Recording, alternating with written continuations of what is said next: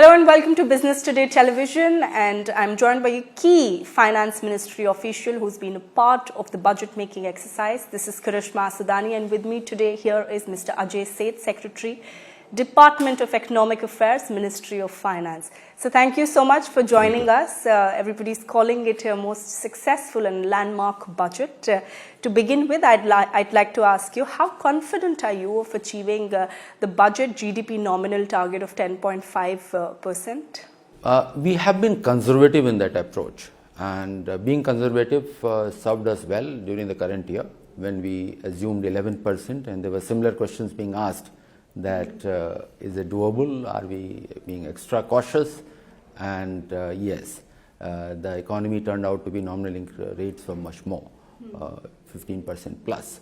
Moving forward to the next year, 10.5% we find that we have been conservative but with an upside potential. That's great. Also, with the fiscal deficit target, you have shared that you see an upside projection there also, because in the glide path, you see that 4.5% could be met by 2025. So could there be a reassessing further down the line, or are you completely confident that can be achieved?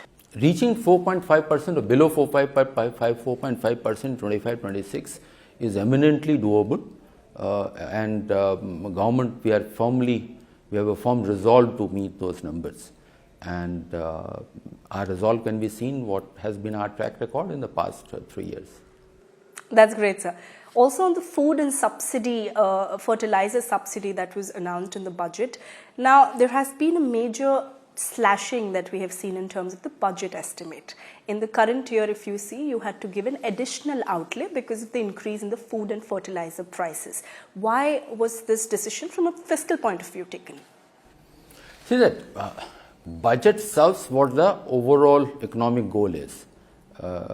And then the two-way play also happens at times. Now, the scheme which have been done, that entire expenses of PM Garib Kalyan Ann Yojana will be picked up by the central government.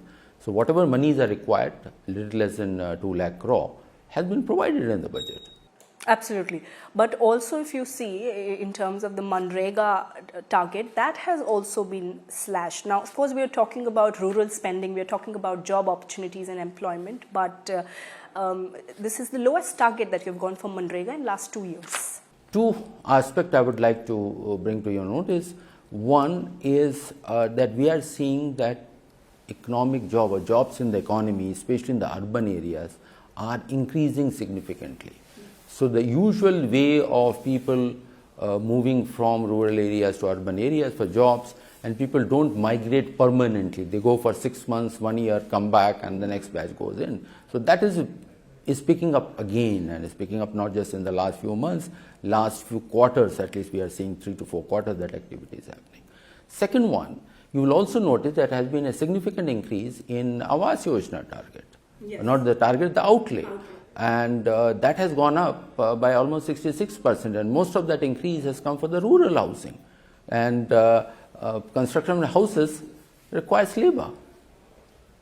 And even for Ghar Nal Se Jal, drinking water scheme, also the outlay has gone up. All that is spent will happen in rural areas. It will require people to work in rural areas. So the purpose of Manrega being employment, labor employment, and these are schemes which otherwise are specific to a particular asset being created, one being a private asset in terms of the housing, another one being a public asset in terms of drinking water, their allocations have gone up. Right. And there further, if any more monies are needed for Manrega, obviously the decision will be taken during the course of the year. Right. So we through these two mediums, through different social schemes, we are again, of course, targeting the job opportunities and employment. Sure. Great, sir. Good to know. I'm going to address the big bang announcement of the budget. That's the Capex outlay, and of course, government has once again gone for a higher Capex. More than that was also expected.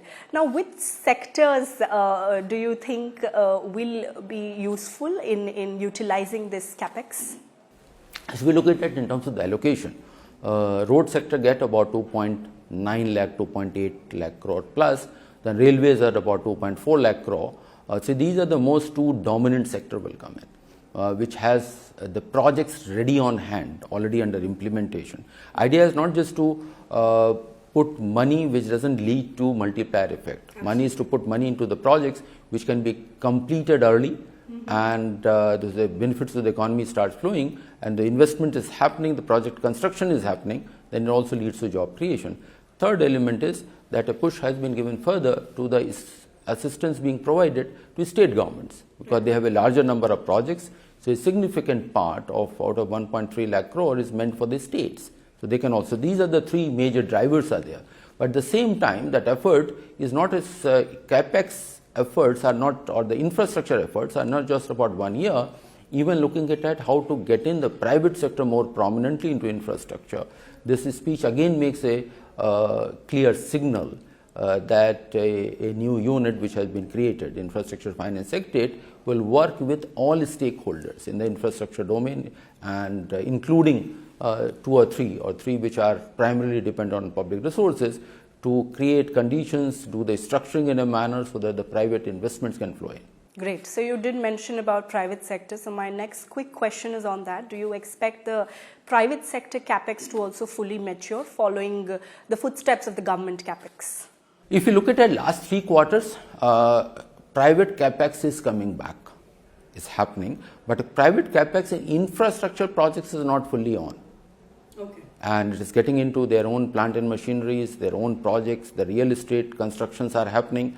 So I was saying that are they firing 100% of their capacity? No, but they have started becoming an important player.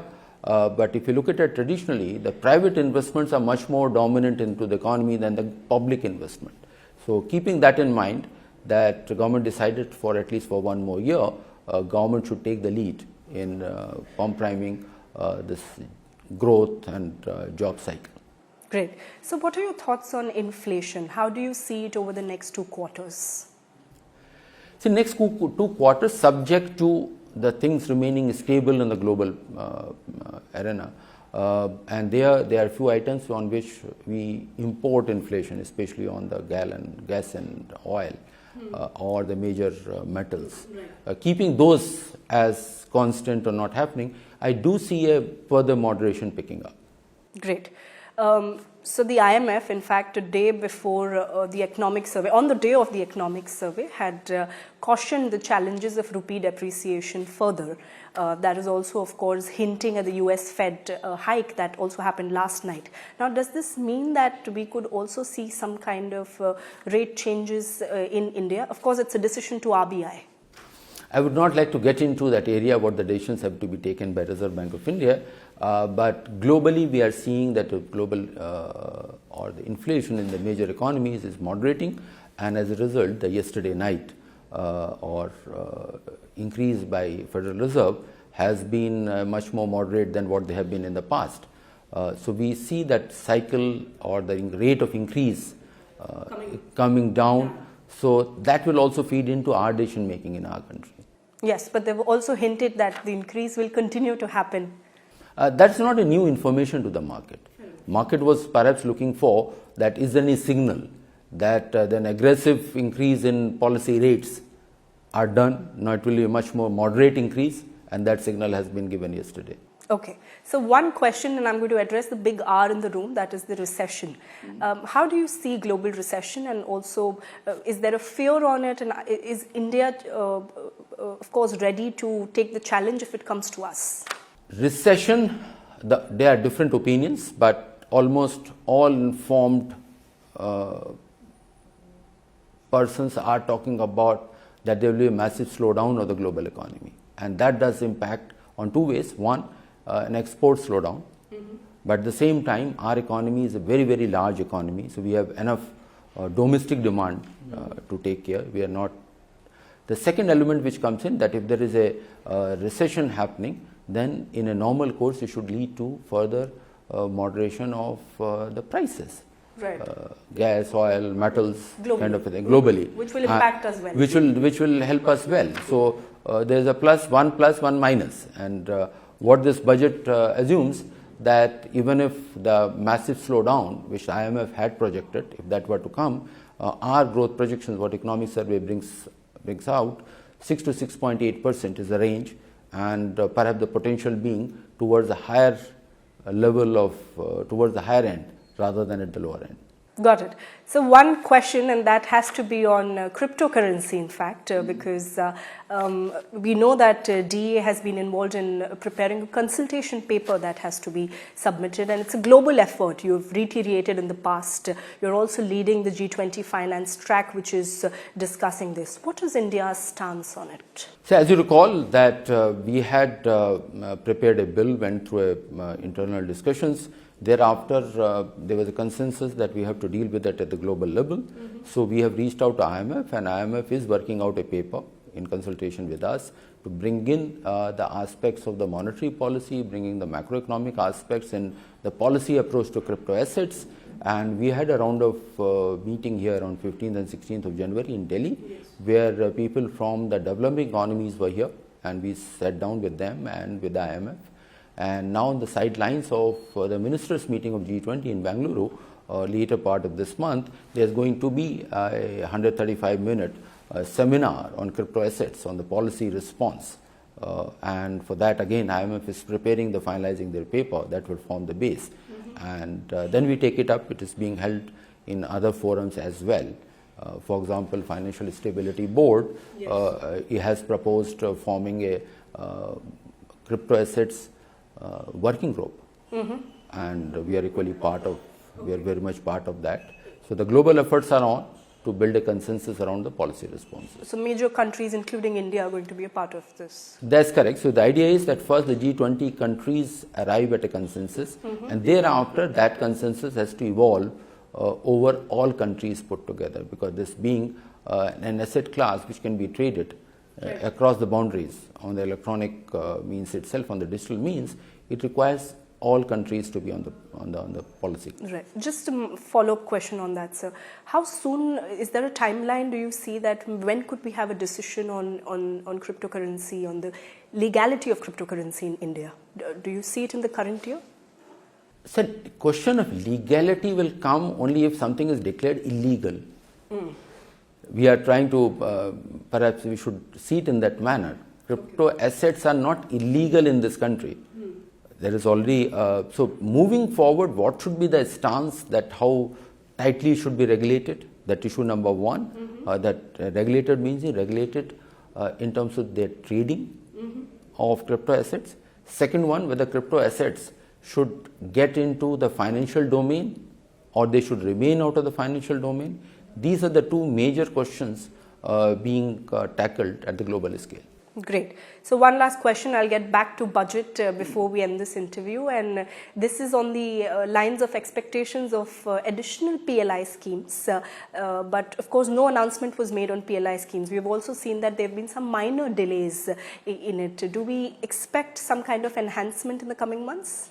That is an issue which has not been tackled in the budget, so my request would be that we'll have to take it up with the concerned stakeholders at appropriate forum. Great. So thank you so much for speaking to us on Business Today Television. Thank you very much. If you like the video, do like, comment, share and subscribe.